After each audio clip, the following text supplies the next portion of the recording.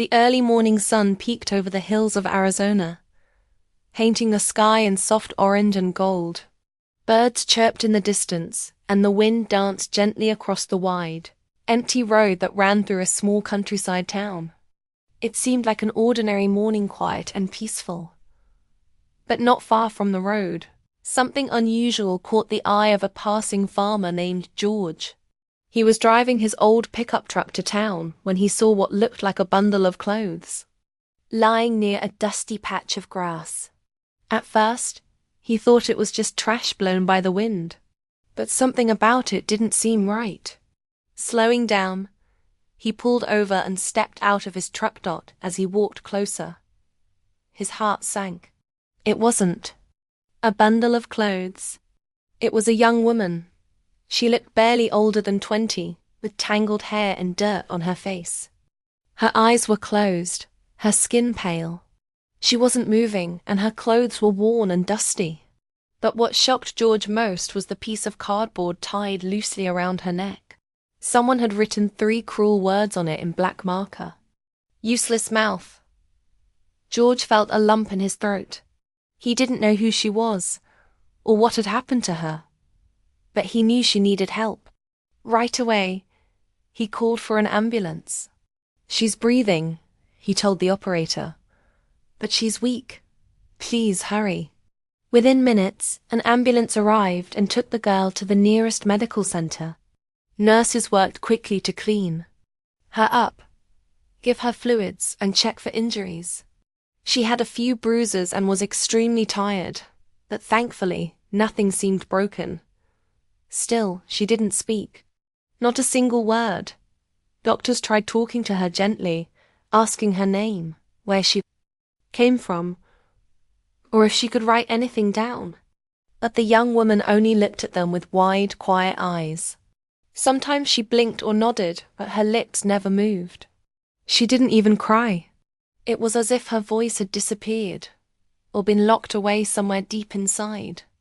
The town was small, and news spread fast. People started talking.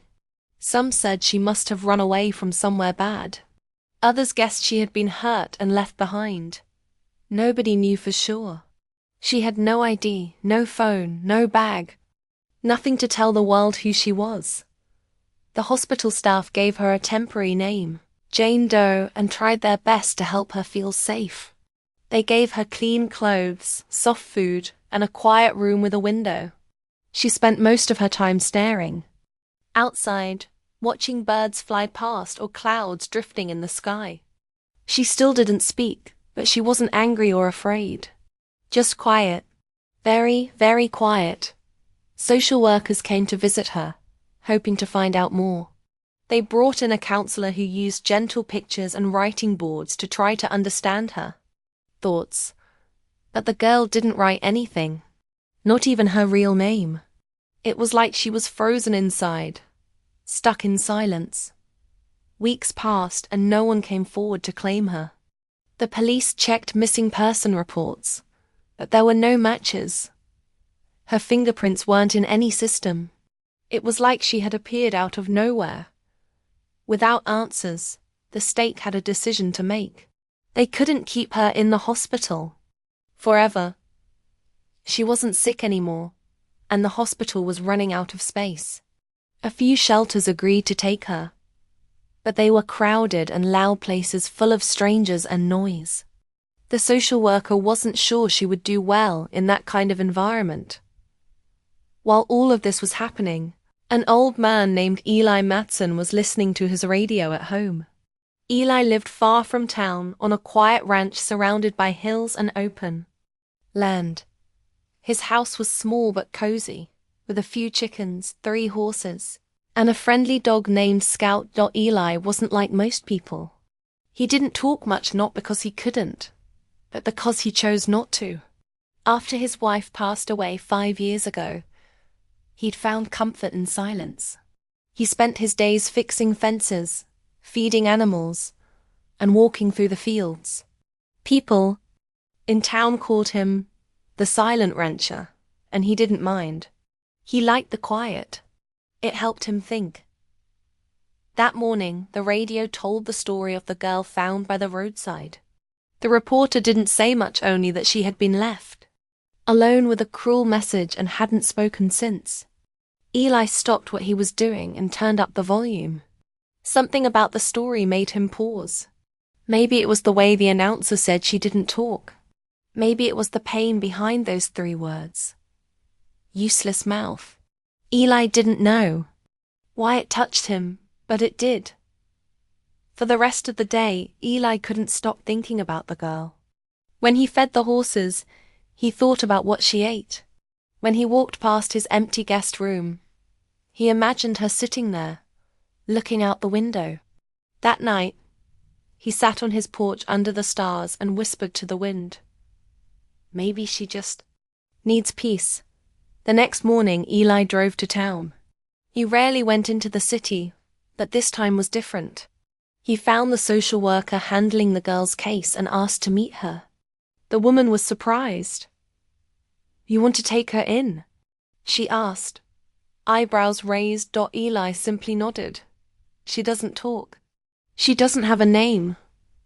We don't know where she came from." He nodded again. "And you think she'd be okay on a ranch in the middle of nowhere?" Eli smiled faintly. "It's quiet," he said. "She might like that." After a few days of paperwork and careful planning, the girl was released into Eli's care. The hospital staff gave her a gentle hug goodbye. "You're safe now," they said. "Be well." When she stepped onto the ranch for the first time, the girl looked around with wide eyes. The sun was warm, the air smelled like hay and wildflowers, and the sound of horses neighing echoed softly in the distance. Scout the dog ran up to her and wagged his tail, and for the first time, a small smile flickered across her face. Eli didn't say much. He just showed her to the guest room and left a clean shirt on the bed. She followed him around quietly as he worked, watching the way he moved with calm, steady hands. He didn't ask her questions. He didn't rush her. And in return, she didn't seem afraid. That evening, they sat on the porch together, the sky glowing pink with the setting sun. She held a warm mug of tea in her hands and looked out at the peaceful land stretching far beyond. Eli leaned back in his chair, Scout resting at his feet. They didn't speak a word. But somehow, in the silence, they understood each other. For the first time in a very long while, the girl didn't feel useless. She felt seen.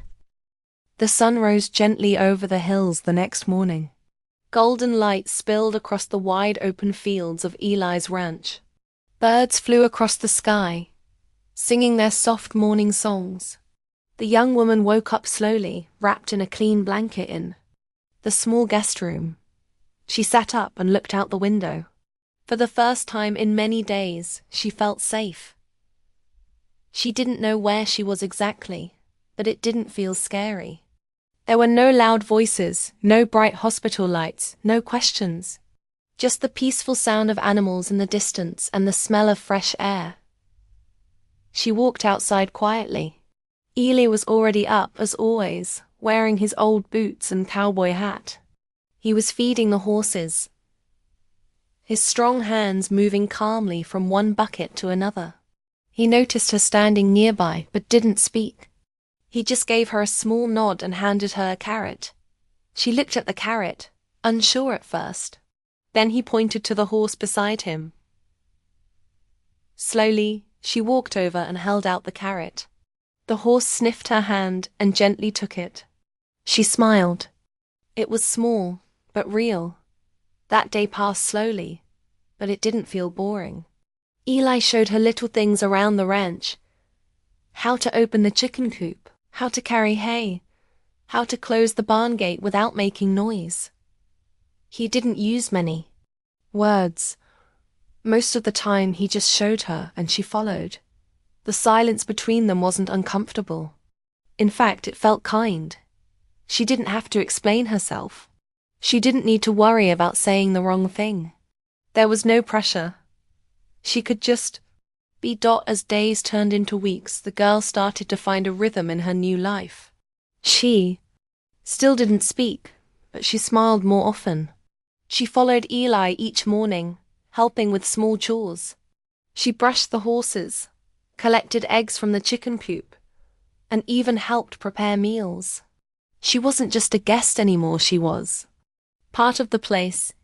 Eli gave her space when she needed it. He never asked questions about her past.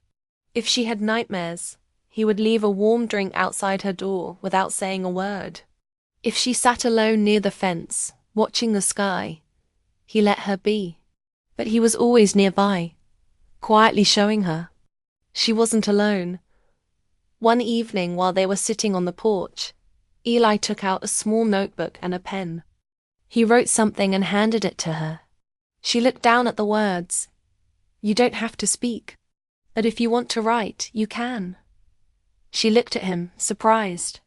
He smiled gently and passed her the pen. She held it in her hand for a moment, unsure. Then slowly she wrote one word: "Thank." Eli read it and nodded. He didn't ask for more. He just smiled again and looked out at the stars dot after that. She started using the notebook to write small things. Just 1 or 2 words at first, yes, no, okay. Then later, happy, cold, scared, better. She never wrote about her past, but she began to express how she felt in the moment. It was a beginning. Eli began writing to her too. He would leave notes in the kitchen. "Good morning. Feed horses? Eggs in basket." It became their quiet way of talking, and it worked.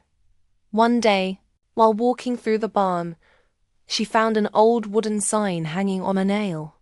It had her cardboard sign from before, the one with the cruel words. Someone had brought it from the hospital. With her things, maybe by mistake. Her eyes froze when she saw it. She reached up and pulled it down, staring at it for a long moment. Then, without saying a word, she walked outside and gave it to Eli. He looked at it. Then at her dot she pointed to the fire pit near the house. Eli nodded. Together, they walked to the fire pit. Eli lit a small fire. She stood quietly, holding the sign in her hands. Then, slowly, she dropped it into the flames. It curled and blackened and turned to ash. She didn't cry. She didn't look away. She just stood still, watching the fire until the last piece was gone. That night, Eli wrote her a note that said, "You are not what that sign said. You are not useless." She wrote back, "I believe that now." Days continued to pass. She began to feel stronger, not just in her body, but in her heart. The air felt warmer. The sky seemed bigger. Her silence no longer felt like a prison. It felt like a choice. Sometimes, they would sit on the porch and listen to music on Eli's old radio. She liked old songs with gentle melodies. Once, Eli saw her tapping her fingers along with the rhythm, and he smiled. The silence between them was now filled with little things: music, smiles, quiet laughter. One morning, she followed Eli to the fence at the edge of the ranch. There was a beautiful view of the valley below. The wind blew gently through the tall grass, and the horses grazed nearby. She looked to Eli and wrote a question. "Why did you take me in?" Eli thought for a long time. Then he wrote, "You reminded me of myself." She tilted her head, curious. He wrote again, "After my wife passed, I stopped talking too. I felt alone. People didn't understand. I didn't know how to explain the pain. So I stayed quiet. I still do." She nodded slowly. Her heart felt heavy, but also connected. For the first time, she realized Eli had his own kind of silence, just like hers. And maybe that was why they understood each other so well. From that day, they shared more. Not long stories, not deep talks, but moments. She helped him plant flowers by the porch. He carved a small wooden bird and gave it to her. She painted it with bright colors and left it on the WINDOWS . Their bond grew quietly, like seeds growing in the earth. No one from the outside world came looking for her, and she stopped worrying that someone would. She had a new home now, and it felt more real than anything before. People in the nearby town started to hear about the girl who didn't speak and the rancher who barely talked. At first they were curious. Some wondered if it was safe or if she would ever speak again. But Eli didn't care about rumors. He just kept doing what he always did, taking care of the land, the animals, and now, she was no longer Jane Doe. She hadn't shared her real name yet, and Eli never asked. Instead, he started calling her Hope. He wrote it in one of his notes one day. "Good morning, Hope." She saw it and smiled. She didn't correct him. The name felt right. And so, she became Hope. The days on the ranch continued, peaceful and steady. Each morning, the sun rose over the hills, just like it always had. But now, instead of silence filled with emptiness, there was silence filled with quiet trust and healing. Hope didn't know what the future held, but for the first time in a long time, she wasn't afraid to find out. The warm months slowly passed, and life on the ranch moved with a calm rhythm. Each day began with the sound of birds, the neighing of horses, and the soft steps of Hope walking down the wooden porch. She had grown used to the peaceful mornings, the quiet afternoons, and the glowing sunsets. For the first time in her life, time no longer felt heavy. It felt kind. Eli and Hope had built a routine together, one made not from spoken words but from simple actions. Eli would point to a bucket, and Hope would know to feed the chickens. Hope would bring the notebook if she wanted to ask something, and Eli would always take the time to read and answer. Their quiet bond grew stronger each day. One afternoon, while walking near the barn, Hope stopped and looked up at the sky. It was wide and endless. She took a deep breath and slowly wrote in her notebook, "I like it here." When Eli read it, he smiled and gently tapped her shoulder. That was all. But Hope knew what it meant. The silence between them had become something soft and comforting. Neither of them needed to fill it with chatter. The land spoke enough for both of them, wind moving through the trees, the rustle of leaves, the clatter of hooves.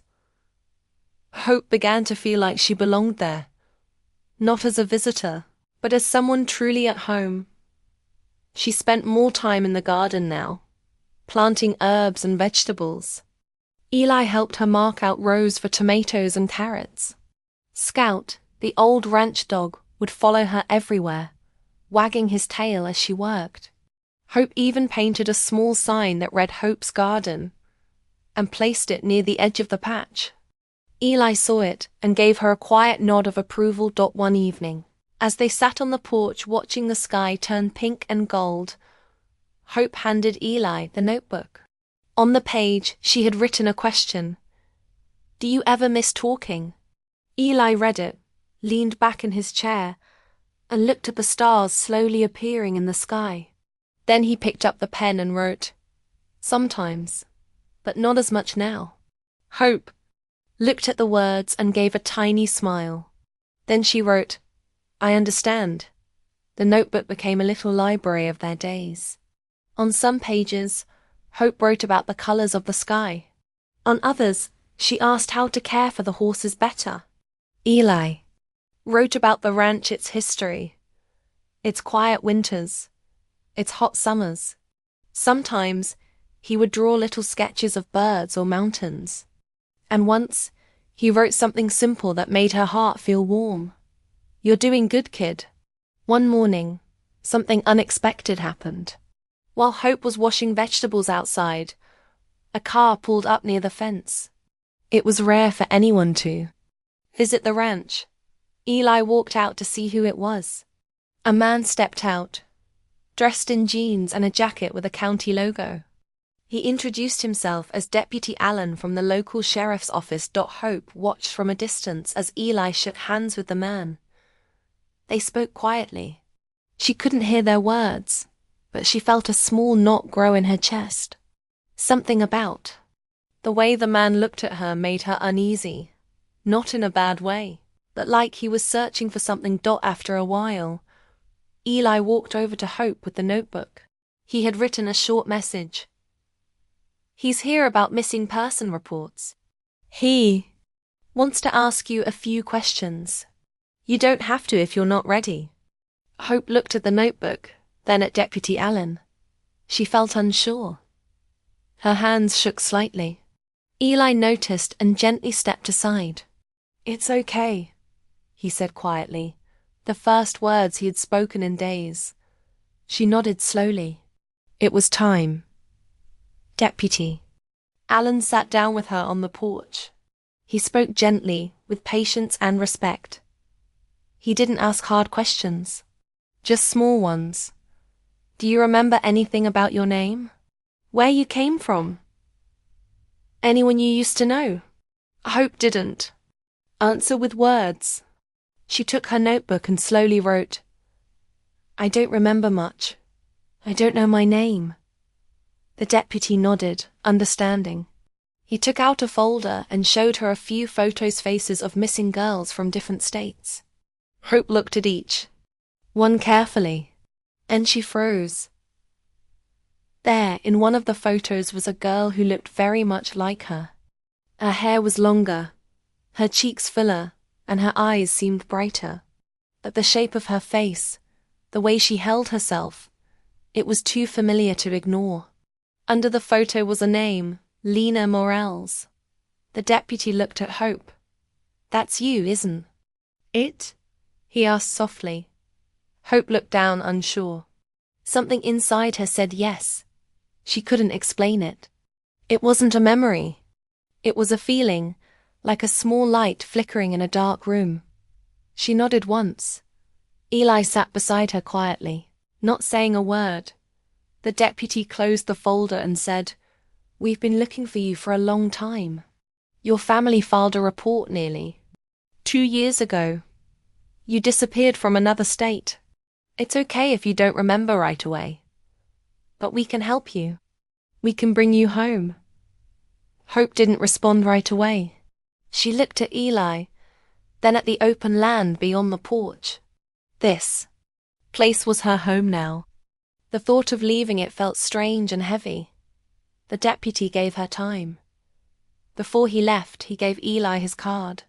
"If she remembers more, let us know. We'll respect her wishes. We just want to help." That night, Hope sat in her room, thinking. She looked out the window at the stars, just like she had on her first night at the ranch. The name, Lena Morales, repeated softly in her mind. She didn't know what to do with it yet.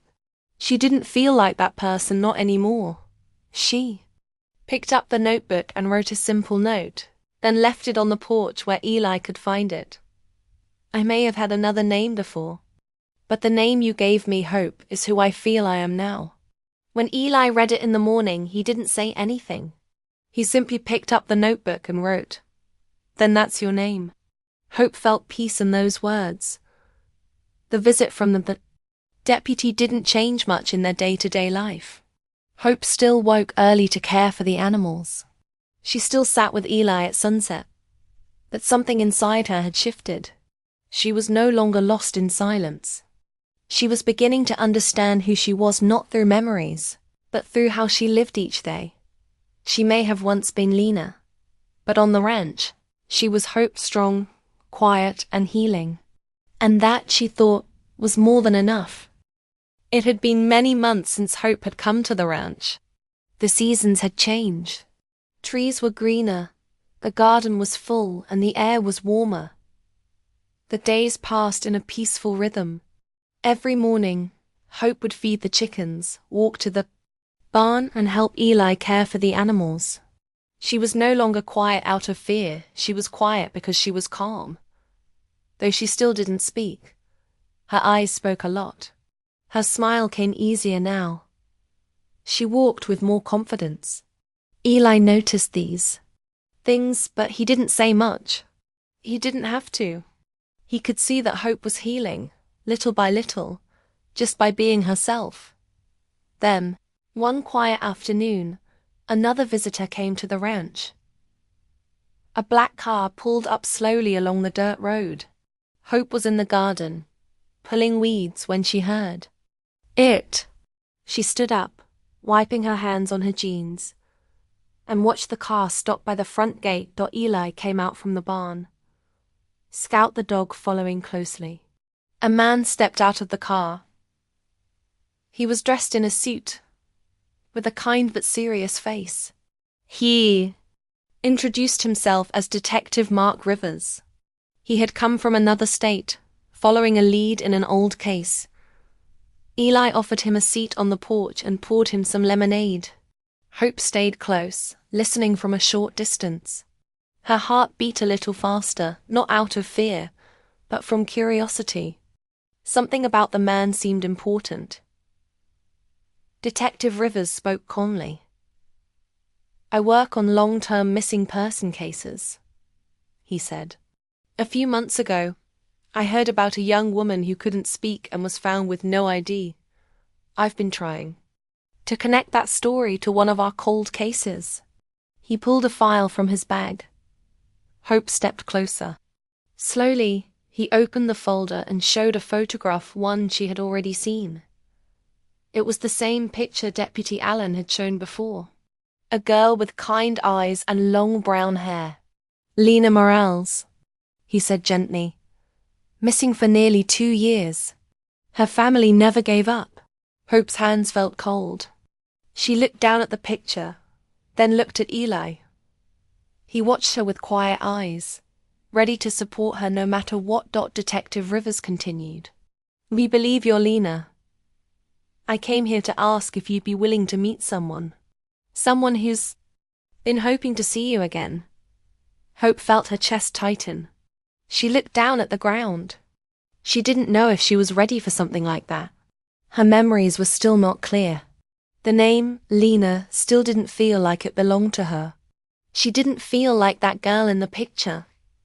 Eli wrote something in the notebook and handed it to her. It said, "You can choose. There is no pressure." Hope nodded slowly. Then she wrote back, "One meeting." "Here," the detective agreed. He thanked her kindly and said he would return in 2 days with someone important. Those 2 days felt long. Hope found herself thinking more than usual. Who would come? Would they know her? Would she remember anything at all? She spent more time sitting by the fence, watching the sky, her notebook in her hands, but no words written down. Eli gave her space. He didn't ask questions. He just kept her company when she needed it, silent and steady as always. Finally, the day came. The car arrived in the late afternoon. The sun was still high, casting golden light across the ranch. Hope stood on the porch, her hands held together tightly, her heart beating like a drum. Detective Rivers stepped out first. Then slowly a woman followed. She looked to be in her early 50s, with kind eyes and dark hair streaked with gray. She held a small photo in hand and walked carefully, as if afraid to move too fast. She stopped when she saw Hope. Her eyes filled with tears. She didn't rush forward. She just stood still and whispered, "Lena?" Hope's breath caught. The woman's voice sounded soft but familiar, like a song half remembered. Something about her face made Hope's heart ache. She didn't know why. The woman held up the photo. It was old and a little wrinkled. It showed the same girl, young Lena, smiling with the woman and another man beside her. A family photo. The woman took a step closer and said, "I'm your mother." Hope didn't move. She didn't speak. Her eyes stayed on the photo. Then, slowly, she reached for her notebook and wrote, "I don't remember." The woman nodded. tears falling down her cheeks. "It's okay," she said. "You don't have to. I just wanted to see you again. To know you're safe." They sat down together on the porch. The mother didn't ask hard questions. She just talked softly about when Lena was little, how she loved to dance in the kitchen, how she used to draw birds and trees. Hope listened quietly, her hands holding the notebook tightly. At one point, the woman took out a small box. Inside was a necklace, a simple silver charm shaped like a star. "This was yours," she said. "You wore it every day." Hope looked at it closely. Something deep inside stirred. Not a memory, but a feeling, a sense of warmth. She didn't say anything. She just reached out and gently touched the star with her fingers. When it was time to leave, the woman didn't ask Hope to come with her. She didn't beg her to return home. She simply said, "You can stay here if that's what you want. I just wanted you to know that I never stopped loving you." Hope watched as the car drove away. The necklace lay in her hand, cool and light. She sat beside Eli, who looked at her without saying anything. Then she wrote in the notebook, "She was kind." Eli nodded. That night, Hope didn't sleep right away. She sat by the window, the star necklace resting near her notebook. She didn't feel afraid. She didn't feel confused. She felt something new, peace mixed with understanding. Maybe she was Lena once. Maybe that part of her still lived inside. But the person she was now, the one who woke with the sun, walked the land, and smiled at quiet moments, that person was Hope. She didn't need to choose between the two. She could be both, or neither, or something new. What mattered most was that she was no longer lost. Later, before going to bed, she wrote one more thing in the notebook and left it on the kitchen table for Eli to read in the morning. The days after the visit from Lena's mother were quiet on the ranch. The air was warm and soft, and the land seemed to breathe gently under the summer sun. Hope woke each morning with the same peaceful feeling she had come to know. She still did not speak out loud, but her heart was full. The necklace with the silver star rested on the small wooden table beside her bed. She looked at it often. It was a quiet reminder of a past she had yet to understand fully. But she was not afraid of that past anymore. Instead, she was learning to live in the present. Eli continued to care for her with his usual calmness. He was always nearby, whether she was working in the garden or walking the long fence line. Their bond was unspoken but strong. They shared many moments in silence that felt more powerful than words. One afternoon, as the sun dipped low and the sky turned pink, Hope sat by the fire pit. Eli was nearby, stacking wood quietly. Hope took out her notebook and began writing. She wrote slowly, carefully, as if the words were fragile. "I am ready," she wrote. Eli looked over at her and gave a small nod. That evening, after dinner, Eli brought out a small stack of papers. They were official forms papers to make things right, to give Hope a new legal name and a new future. The state wanted to make sure she was protected and cared for. But there was a choice she had to make. Hope took the papers and looked at them. She felt a strange mix of emotions, hope, fear, and a quiet strength she hadn't known before. She wrote a simple sentence in the notebook. "I want to keep the name Hope." Eli smiled softly. He wrote back, "Hope is a good name. It fits you." The next weeks were filled with small steps forward. Hope met with counselors who helped her understand her feelings and her past in a gentle way. She met with social workers who supported her decisions. But through it all, she stayed on the ranch, where she felt safe. Word spread quietly in the nearby town about the girl who was once left for dead, and the silent rancher who saved her. People were curious, and some came to visit. They brought gifts like fresh bread or jars of honey from the local market. Hope accepted their kindness with shy smiles. One day, a group of children from the town came to the ranch to see the horses. Hope helped Eli show them how to brush and feed the animals. For the first time, she laughed out loud, a soft, bright sound that surprised everyone, including herself. The children loved it and asked her to teach them more. Eli watched from a distance, his eyes shining. He had never heard her laugh before.